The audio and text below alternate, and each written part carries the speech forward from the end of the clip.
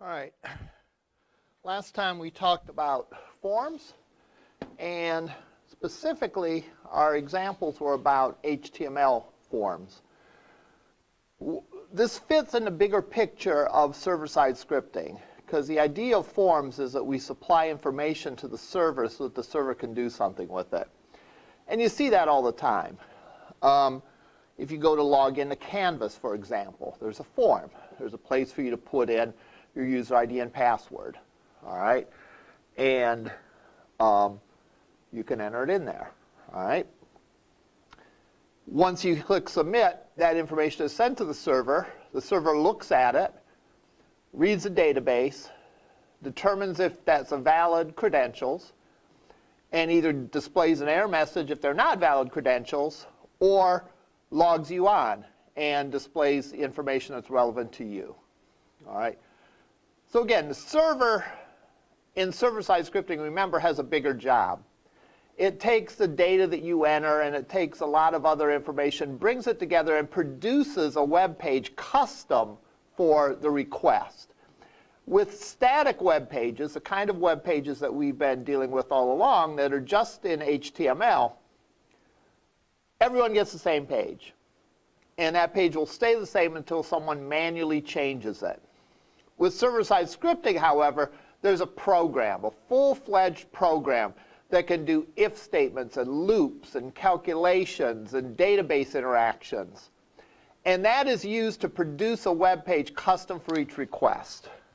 So I used a diagram that looks like this last time. The client, the person using the browser, connects to the internet, makes a request to a web server. Part of that request can be information that is on the form. And there's computer software that's responding to those requests that can run server-side scripts that can interact with the database and send a response.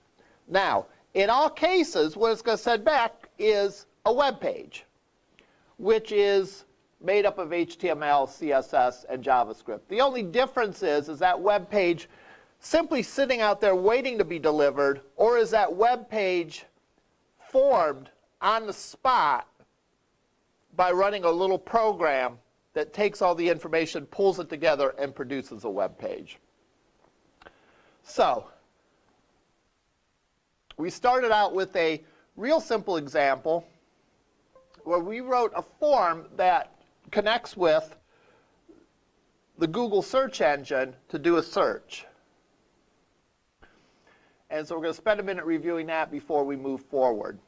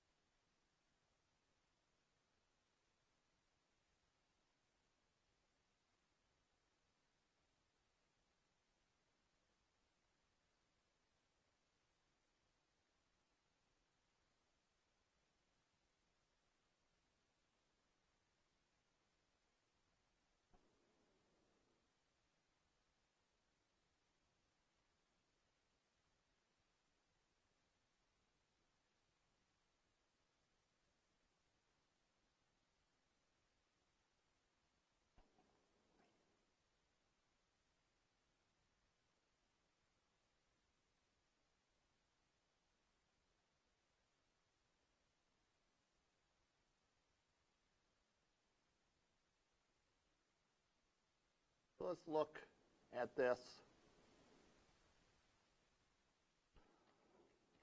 example. I'm going to run it first, then we'll look at the code.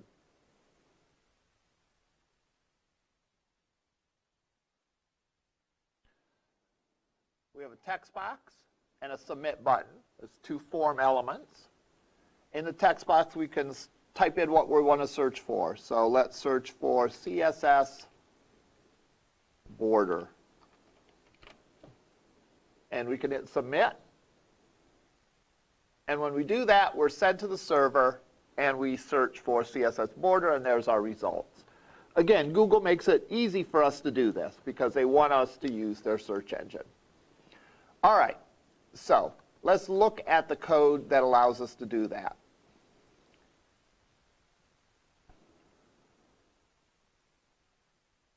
First of all, we have the form tag. Think of the form tag as like an envelope that goes around the information that we're sending to the server. In this case, we're only sending one piece of information to the server. We're sending the search term, the query term that we're looking for. The action of the form is the script who is going to get that information. So if you notice, the action says https google.com search. How did I know that? Because I did some Google searches and saw what script their searches perform. I just went in and Googled something.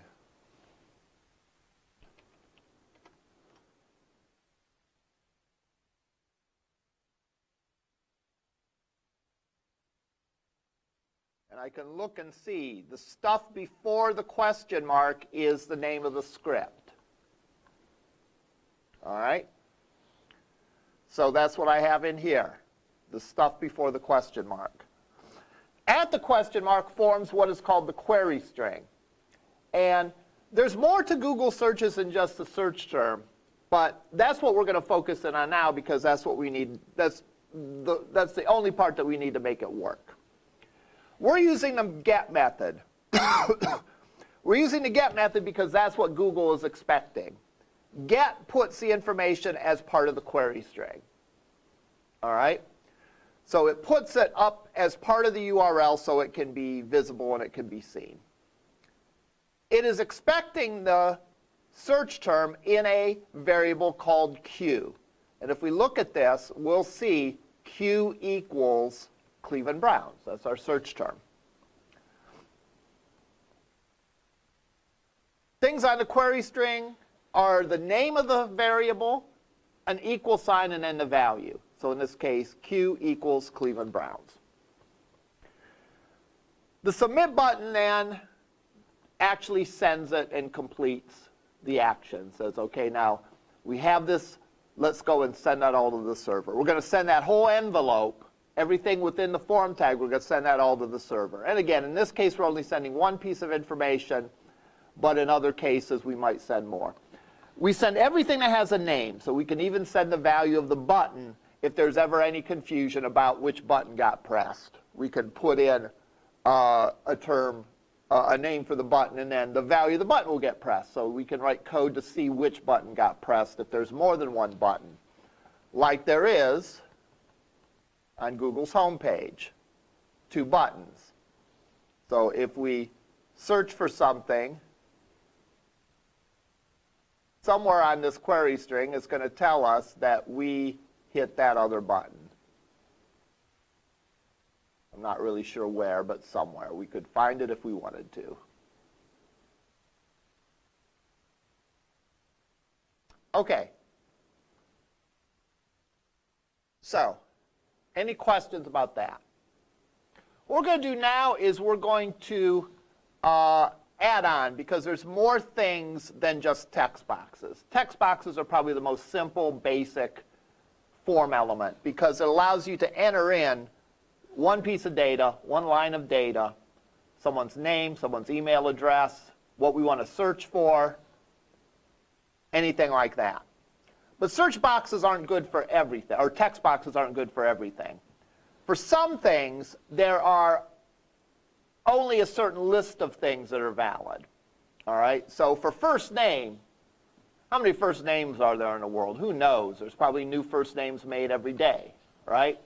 So we have to have a free-form text box for that. Or search term. People search for all kinds of stuff. But in some cases, the input might be limited. If you're ordering a pizza online, you're either going to pick it up or you're going to have it delivered, right? There's no option to meet me halfway. meet me at the corner of 14th and Lexington, or whatever, right? There's no option for that. Either you're going to have it delivered to your address or you're going to pick it up. So there's only two options.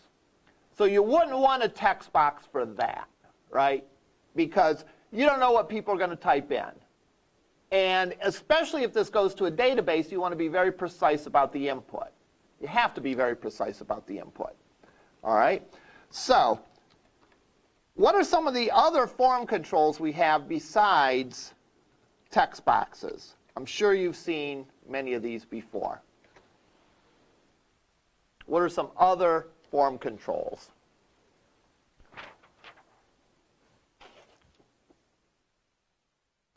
We have text boxes. That's where you can enter in a single line of text. We have a submit button. That sends to the server. What else do we have? Checkboxes. And what are the purposes of a checkbox?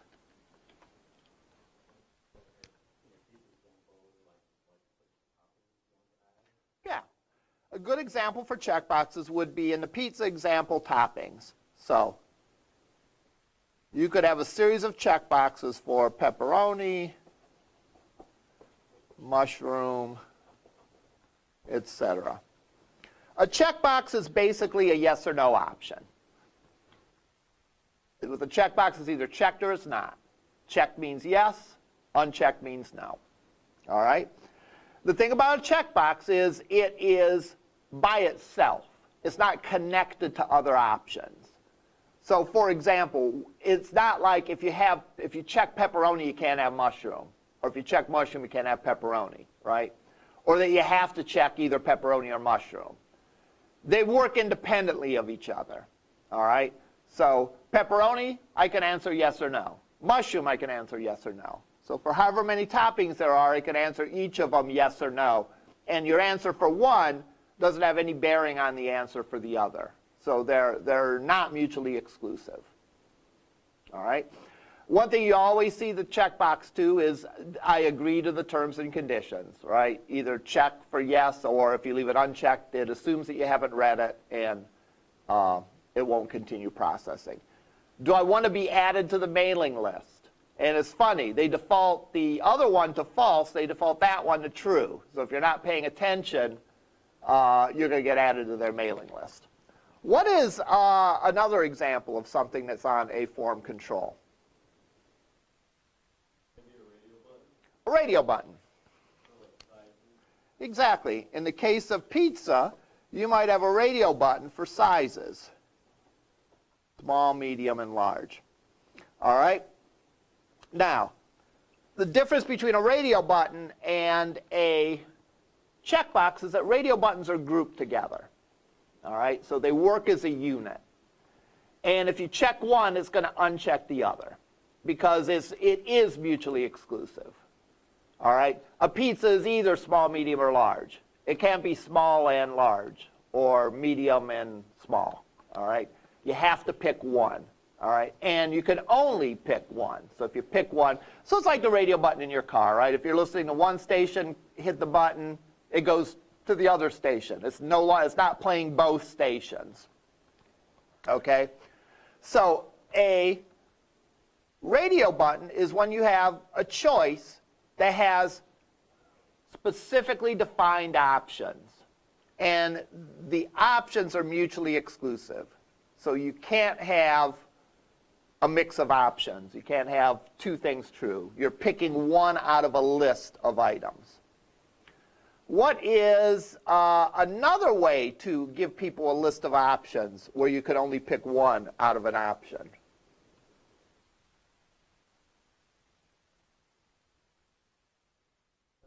A drop down. Exactly. Yeah.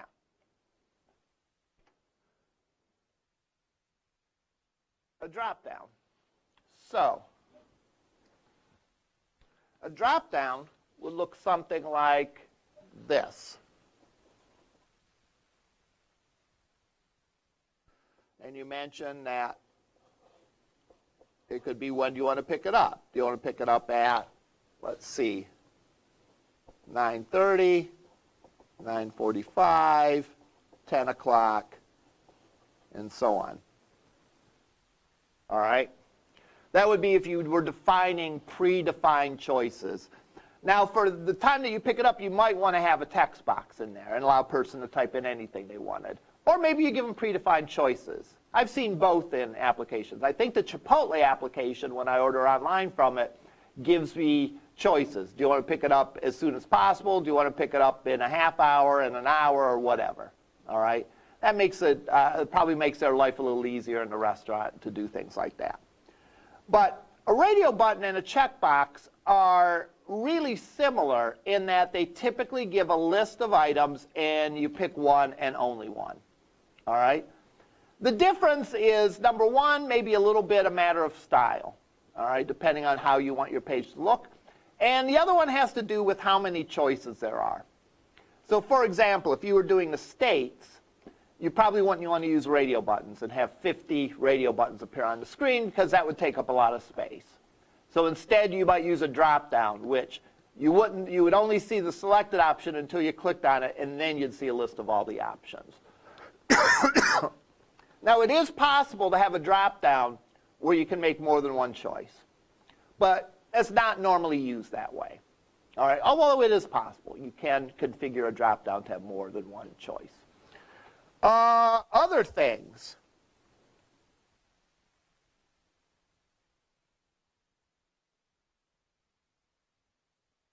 These are most of the ones. You did a good job on that. There are a few more that I want to talk about now, and then a few more I want to talk about later. All right, yeah, go ahead. Yeah, there's a text area. That's the other one that I want to talk about now. And a text area is similar to a text box, except it's multi-line. So to continue the pizza instructions, if we had delivery instructions, you know, deliver to the back door, don't knock too hard because you'll get the dog barking, whatever, all right? So it's where you would have multiple lines instead of just one line. So name would be in a text box. Comments, special instructions, whatever would be in a text area. All right? There's a handful of others that we'll talk about now. And then there's a whole new set of HTML5 ones that we'll save kind of until later. The extra ones, or the other ones I'm going to talk about, is there's a password box. A password box does not display the characters that you type in, but rather displays a dot, an asterisk, depends on the specific browser. Okay, so that's used for anything that would be secure. So it's used for passwords. It could be used for credit card information, if you're typing in a credit card, or anything that you'd want to keep confidential that you wouldn't want someone to be able to peek over someone's shoulder and see. There is a plain button.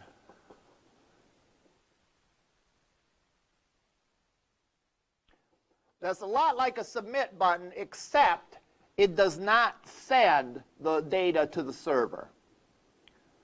A plain old button is typically used to invoke some JavaScript, which we'll be talking about JavaScript maybe in a week-ish or so, a week or so. But I mean, it looks like a submit button. It just doesn't send the information to the server. It processes the information using JavaScript.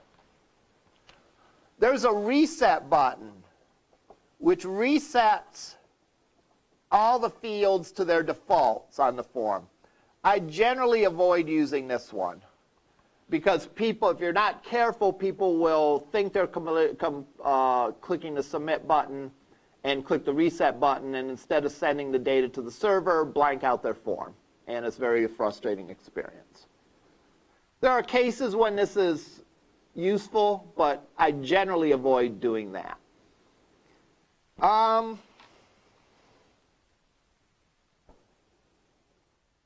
think that is everything. think that is everything. All right, so let's build a form, and we're going to send the form to a different server than the Google server. We're going to send it to the server that I use in one of my University of Akron classes, the textbook. That all it does is it simply, all this server script does is it simply shows what the user has entered in. So it's a nice little convenient testing tool. So I'm going to make a second search page, and we're going to put some of these other things in.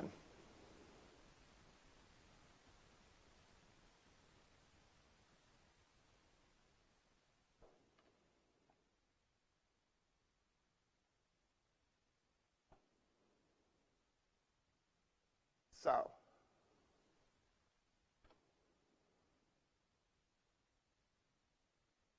I'm going to put a name on the submit button just to show you what I mean.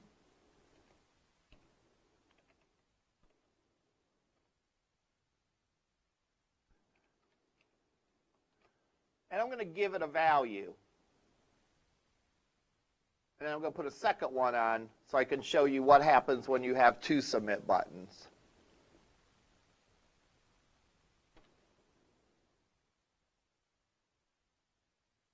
So I'll give the name submit button submit 1, button submit 2, and I'll give them the values submit 1 and submit 2. So we could start out by having the name and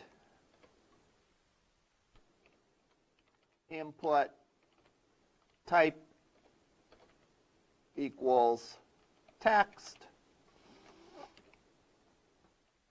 name equals txt name. A lot of times I will put in like a 3-letter prefix that tells me what kind of form field it is. That just makes it easier when you're programming to know, hey, that's a text box, that's a drop down, that's a button, and so on. So let's start out with this. All right? I'm going to save it. Oh, and I'm going to change the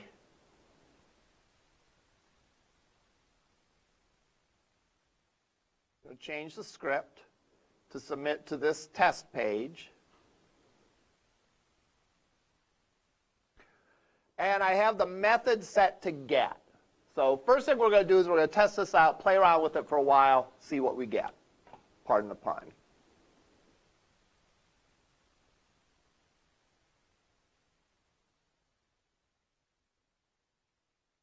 All right. We have our word name, we have our text box, and our two submit buttons. I type in something and click submit, and it sends it to randyconley.com, process PHP, text name equals Mike, button submit 1 equals submit 1. And it shows me that in the get area. Why does it show me in the get area? Well, because I said get in the method.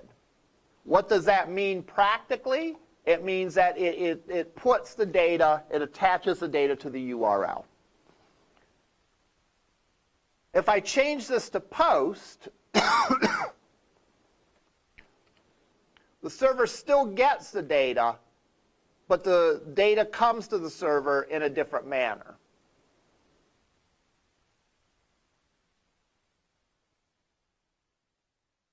Notice you don't see it up on the URL.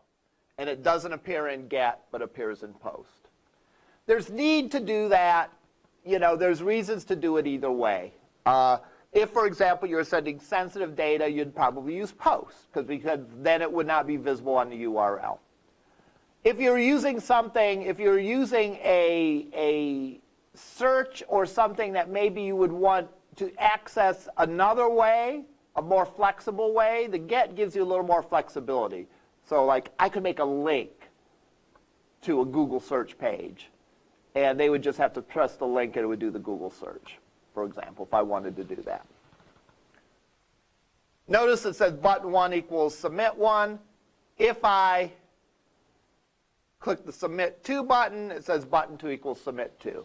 That way the script could know if which button I pressed. And that can come in useful. Like I showed you in the Google example, there's 2 buttons on the home page, right? There is Search and I'm Feeling Lucky. Well, it can tell which button got pressed and take the appropriate action. The other thing that you commonly see is to change something or delete it, right? Like your shopping cart. You know, you pull up an item on your shopping cart and you say, well, either I want to change it or I want to delete it. So maybe you change the quantity and press change, or you press the delete button. Well, the server has to know which one you want to do, so there's different buttons for each, and the server can tell, based on which button you press, did you want to change the quantity or did you want to delete? Okay, let's go and add another field to this. And let's add a drop down. So let's add an age range. I'm starting to hate these because I'm in like one of the last couple of age ranges, and it's like, that's depressing.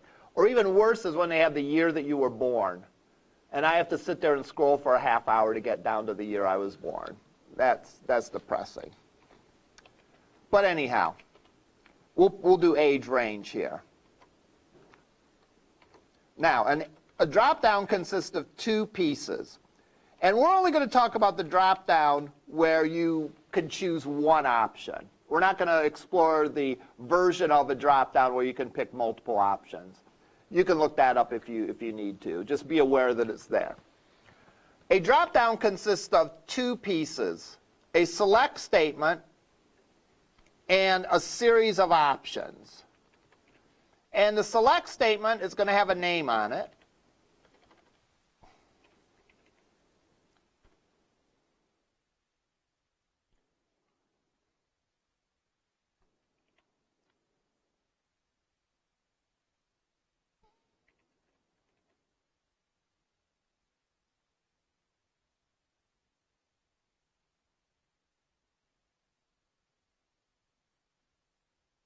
And each option tag is going to have a value and it's going to have some text. So let me go and finish this. And I'll just put 4 options up here.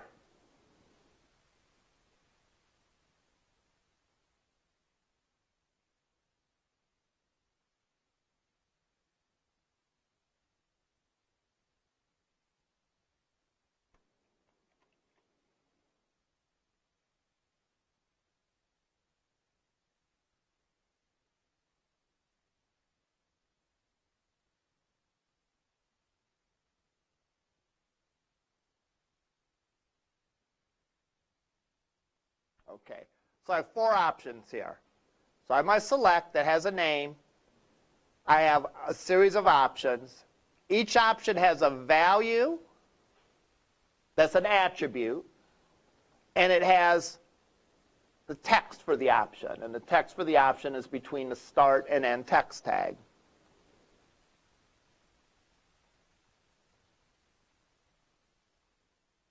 All right.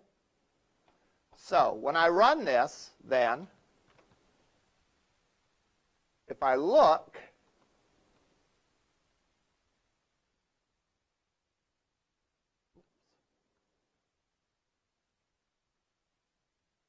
there we go. Name, that was there before. Age range, 0 to 18. I click on the drop down. I have my range. I press submit. And it shows me the name is empty because I forgot to put something in there. Shows me DD age equals 3, and then I press submit 1. Well, DD age 3 means I picked this age range. Okay? So, easiest way to think about it is what's between the start and end option tag is what the user sees. So the user sees 0 through 18. 19 through 35. So you put between there something that's going to make sense to the user. The value is what the script needs to see in order to do its job. So in this case, I arbitrarily said that this is age range 1, this is age range 2, age range 3, age range 4. Okay? Now, the script has to know what to expect with this, right? Since typically you are the person writing the script, or at the very least someone on your team is writing the script, you just have to coordinate that. Hey, when I send an optional 1, it means 0 through 18, or whatever. Now, sometimes these things come from the database, all right, in which case you coordinate it to make sure that things come from and go to the correct database table. But the value is what the script sees. Between the start and end option tag is what the user is going to see. Now, thing to keep in mind is every drop-down has a value. All right, even if we don't select the value. Notice when we first go to that page, the first value is the value that's selected. And if we don't change it, that's the value that the script is going to get. Now that can be bad, right? Because someone might not be paying attention and might not make their selection there. All right? So what we do sometimes is we put sort of a dummy value at the beginning.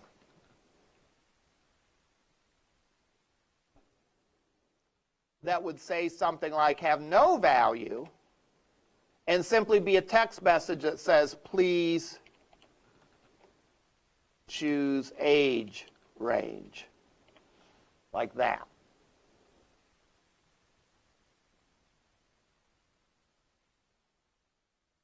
In which case, the first option, the selected one, is sort of the dummy one. By doing that and by putting some JavaScript code, we can make sure that they select a valid range. Now, we're not going to put in the JavaScript code right now, so right now they can select, hey, please choose range, and they don't get a value. But later on, we'll learn how we can put JavaScript in so that we can prevent them from submitting if they haven't made an option there. I'm going to change this back to get because I think it's useful to see the values on the query string as well.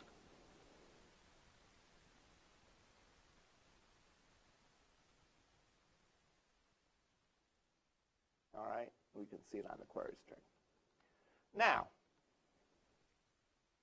we have a few more form controls to cover, but we're going to take a little diversion here. We're going to take a little diversion to talk about styling and to talk about accessibility. All right?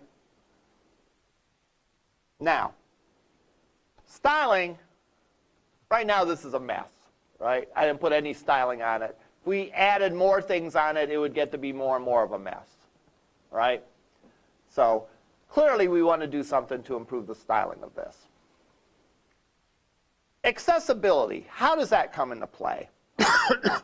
Well, this is something that people that see sort of take for granted, all right? And people that can't see aren't able to do, that people that can see do without even thinking about it. For example, what is the value what am I supposed to put in this text box? The person's name, right? How did you know that? Well, because right next to it, to the left of it, is the word name. We're able to look at that and instantly say, oh, well, that must be where I'm supposed to put my name. We come to that conclusion. When we get to this place, that must be the age range. All right? That isn't how many cats we have, or something like that, and so on. So in many things, we sort of just visually can tell how the page is structured based on what is next to what. All right? But people that can't see, where there's a screen narrator reading the screen that might be reading in a slightly different order than we see it in, we have to provide some assistance to make sure that they understand that this field is that and this field is that. That's where the label tag comes in handy. The way the label tag works is like this. You identify and you associate a piece of text on the screen with a form control. And you do that via the ID. So for example, I'm going to put label for txt name ID.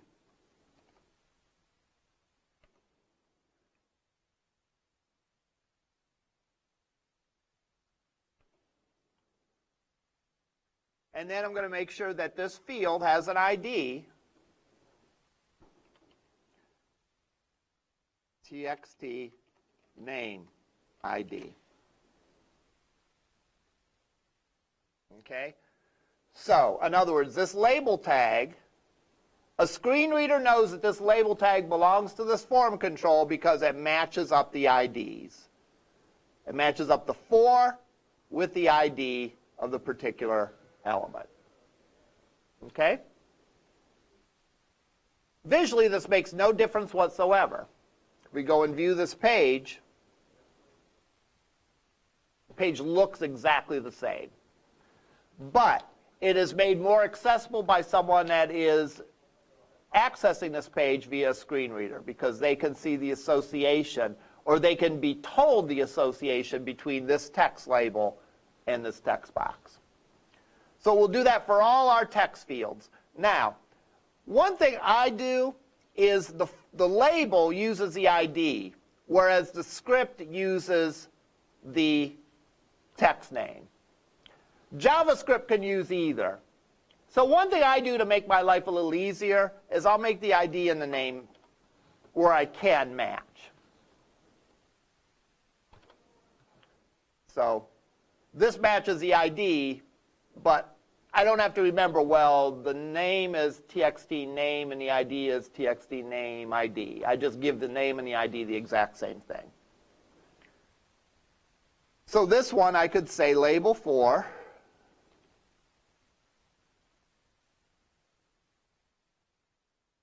dd age. Now that doesn't match up with the name. I have to make sure that there's an ID there.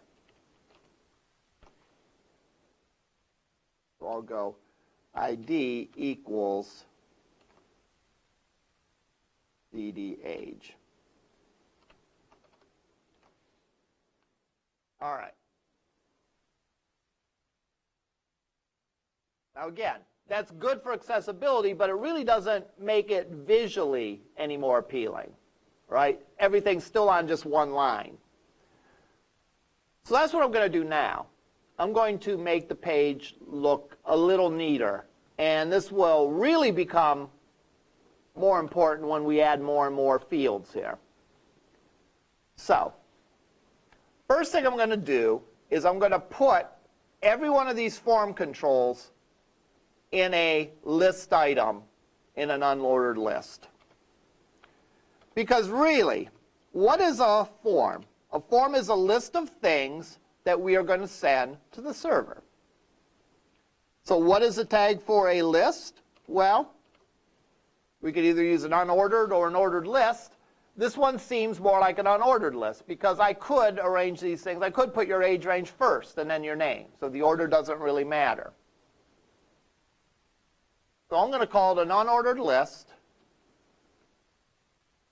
And I'm going to put an LI around each of the things of the form that I need to enter.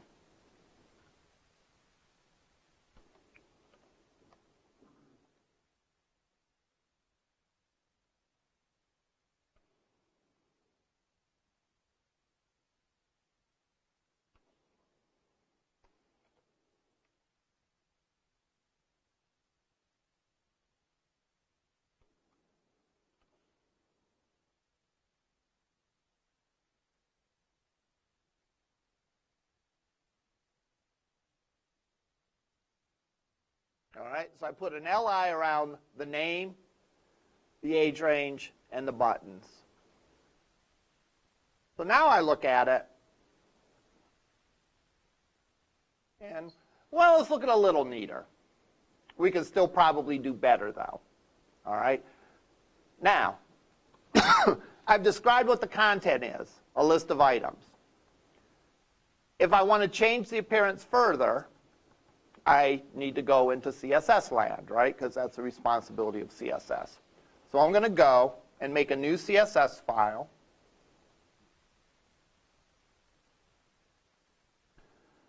And I'm going to do this. And I'm just going to start adding things. So I'm going to add a border around the form.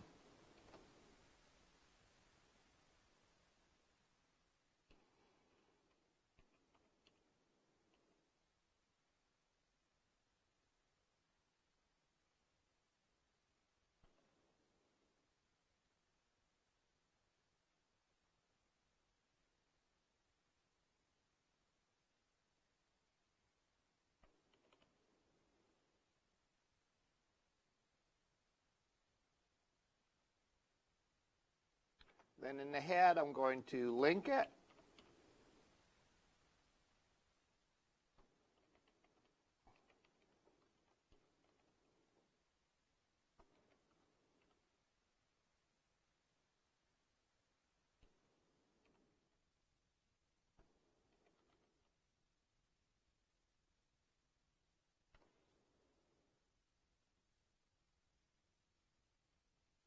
And there I have it. Notice that that goes all the way around. So I could make the width smaller if I wanted to make it not. So maybe I'll say width 50%, minimum width 300 pixels. So what will that do? That will make the width 50% of the available space, but it won't get any smaller than 300 pixels.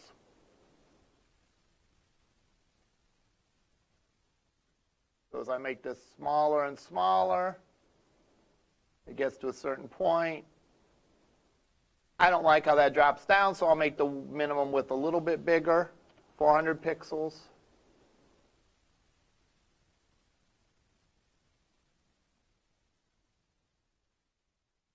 All right. And that looks pretty good. I can center it if I want to.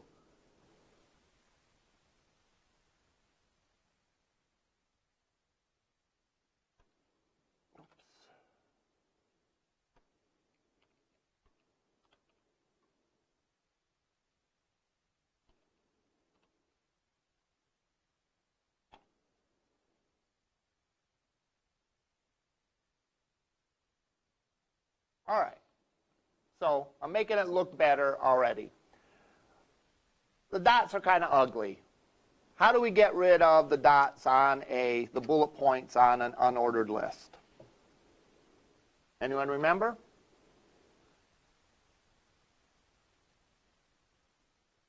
UL. And you're absolutely right. List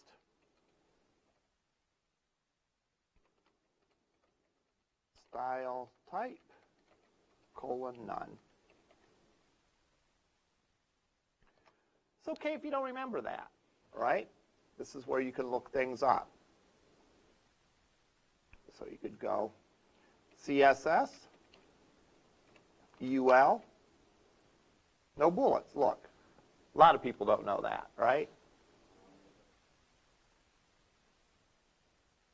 Exactly. So it kind of shows you how to do that.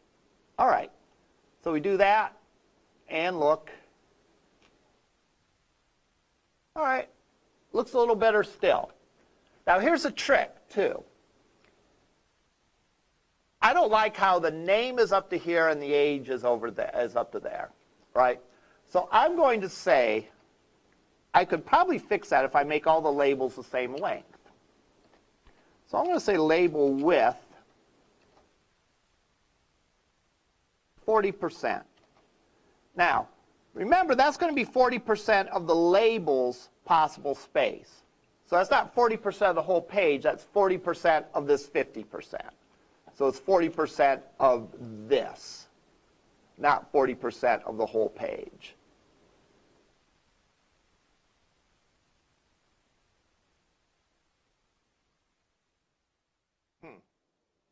Not taking. Why not? Well, I have to say display inline block. Normally you can't set the width of inline tags. You can only set the width of block tags. Inline block is where it makes this sort of a hybrid, where you can set the block properties, yet it still remains inline. All right? So now we have that nice little line like that. All the things line up. One last trick we can do is if we right align these, we can make the text right up next to the label. So I can say text align right.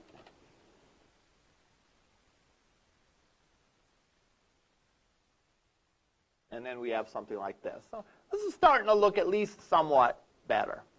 All right?